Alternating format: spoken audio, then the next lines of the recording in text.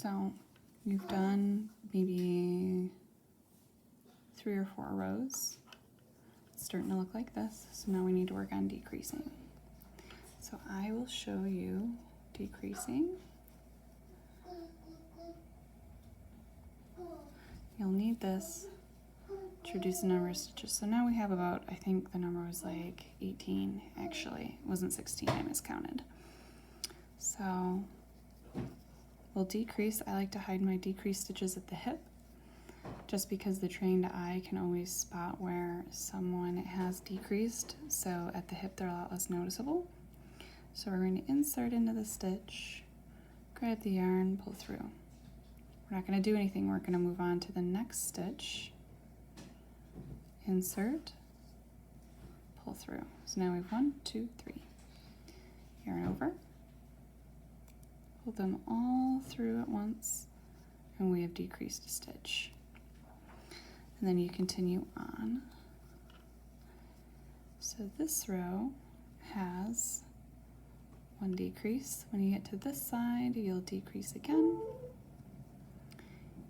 And you'll do your next row as a normal row, single crochet. So we have made it all the way across with our normal row. With the crushed velvet, this body is only 10 rows high, so there's a lot of decreases. The way that this is coming up, being that I'm using a different kind of yarn, is actually 10 rows isn't going to make it the body the right length. So the number of rows on the body on this guy is going to differ a little bit. And that can easily translate to whatever yarn you're going to be using. Proportions need to be adjusted based on the gauge of the yarn. With this guy is only 10 rows, so it's 2 regular rows. And then you start to see the decrease. There's 1, 2, 3, 4. So on this 4th or 5th row, there are 4 decreases. So there's a decrease here, here, single crochet, decrease, same, and like a diamond shape. 1, 2, 3, and then there's 1 in the back. Next row is the same thing. 1, 2, 3, 4. So it decreases by 4 stitches each time until we get to the last row, which is the neck. And by that time, the amount of stitches around would probably be about, I don't know, 6 or 8, just to make it slip up a little bit like that. But we'll see how this ends up going. What I have done for this one is 1, 2, regular row, 3, 4, regular row, and I plan to do 5, 6, 7, 8. So there will be 8 decrease stitches. So 1 on this side, 1 on this side. We're going to have a regular row, then a decrease on this side, a decrease on this side, a regular row, and it'll go up and up like that, and we'll see how that ends up. So I have completed the body, and up here at the head there is 8 stitches. So again, when you united them, you did 2 rows. There should be, 16 to 18 stitches, somewhere between there. So there were 2 regular rows, and that 3rd row is when you did a decrease. 1 decrease here, 1 decrease here. You did a regular row of just single crochet, no decreases. A decrease here and a decrease here in the next row. Normal row, nothing special. Then this row was another decrease here and a decrease here. Regular row, decrease, decrease. And we ended up with 8. So here is your body. And at this time, what you would want to do is stuff the legs and stuff the belly. Because as soon as we make the head and put that on, it's going to get really difficult to stuff. And what you can do with these two is you can play with proportions. You don't have to do 10 rows for the body. You know, you don't have to, do 10 rows for the legs. You can experiment with shapes. You could elongate the legs and make really noodly guys like I do. I love doing that. You can make the body a lot longer by just decreasing a bit more slowly, maybe 1 decrease per row instead of 2. You can play with proportions. As long as it's consistent for the legs and it's consistent for keeping track on each row, you should be fine. So this ended up as 1, 2, 3, 4, 5, 6, 7, 8, 9, 10. 10. Worked out perfectly. And this guy is 10. So you'll see when he fills out what he's going to look like.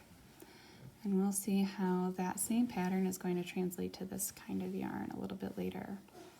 What we're going to do next is actually attach the arms, and then we can continue with the tutorial by making the head. Okay. So hopefully I can get through this without the kids interrupting too much. So this is what your little guy should look like by now. Both arms are sewn on. Got your legs, you got your stuffing in there. I like to sew them onto that first row or onto the second row, depending on which visually I just like better. Now we're gonna move on to the head. So we have our slip knot, it's on the hook, and just like before with the arms and legs, we're gonna chain 4. 1, 2, 3, 4. 4 of these, insert into that first chain. I prefer to yarn over, some people don't, they just do a slip stitch. You got your ugly little thing right here.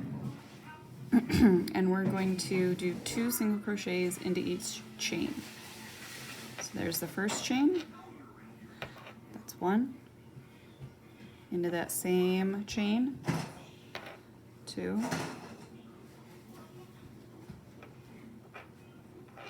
next one, 3, into that same chain, 4, next chain, 5, same chain, 6,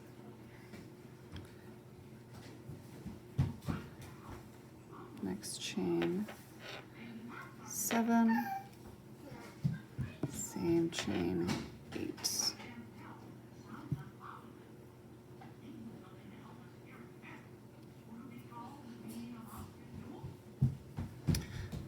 you have your little nautilus shape. And the row after this is 2 single crochets in each stitch, just like the other one. So we're increasing the head a lot quicker than anything else.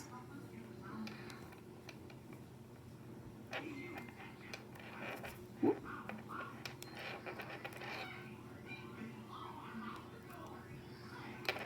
1,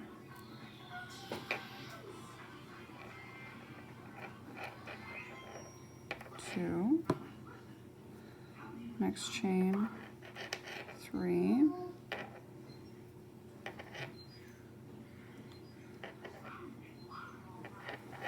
4. By the end of this, you should be able to count 16.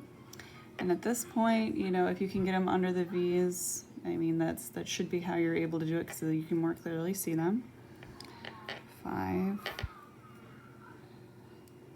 6, 7, 8. I'm going to pause the video, do the other 8, and meet you back in a sec. So here's where we're at in our rows. Very clear little V's. There's 16 going all around. So for this row, I actually recommend people actually marking the beginning of your row, either with a piece of yarn that's a different color, or using a row marker, or some people just go cheap, use a safety pin or a bobby pin. I don't. I'm an exception to the rule. I am not the rule itself. I just remember, So for this next row, we're going to do 1 single crochet in one stitch and 2 single crochets in the next stitch. Super easy. We're just increasing a little bit slower. So that's 1 single crochet, move to the next one, and put 2 in there. 1, 2. Move to the next one. 1, 2. It would help if I kept this centered and on camera. It's hard to look at my hands and make sure the iPad is capturing what I'm doing. I can't tell you how many times I've re-recorded some of these parts. I'm probably still gonna end up hating it at the end. And if you lose count, you can actually like really look in there. You'll see in each stitch, this one's really crowded. So I know that I've done 2 in there. And I'll show you what it looks like just with 1 single crochet in there. So it helps you keep track, like maybe your marker falls out. You can see how here it's really crowded, so that I know that that's 2. And this one, if I pull it a little bit, it's not crowded. I can tell that there's 1 in there. That's actually a part of how I'm able to keep track, is just you become familiar with the way it looks and what you're looking at. See? So I'm going to finish this row and then I'll start again for the next one. Here's where I'm at. At least I think I did it the way I said I was going to do it. My kids make me start and stop a lot of times, so sometimes I won't even do the stitches correctly. But in the end, it doesn't matter that much. So the next row after this is going to be the same thing. You know, 1 single crochet, 2 single crochets, 1 single crochet, 2 single crochets. So you all know how to do that, so I'm going to stop it and we'll continue it later. Okay, so this is where we're at. Sometimes when you're increasing stitches, your circle will kind of get a little bit wonky.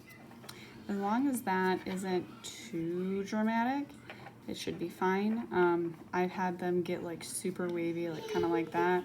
And then the second I stuffed them, you know, and completed the circle, it ended up being fine. So for the next row, you're just going to do 1 single crochet per stitch. So just 1. Move on to the next row, or next stitch. 1.